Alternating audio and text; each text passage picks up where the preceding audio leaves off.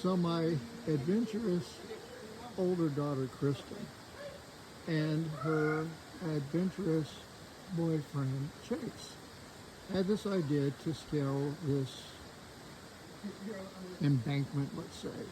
Going up was not the difficult part, but as you can see, it's a struggle for the two of them coming down.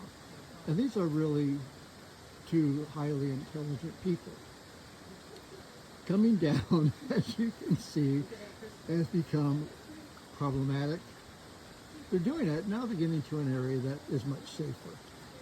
But it's been fun, borderline laughable. Yeah, I'm capturing this, Brittany, watching your sister and Chase scale the cliff coming down.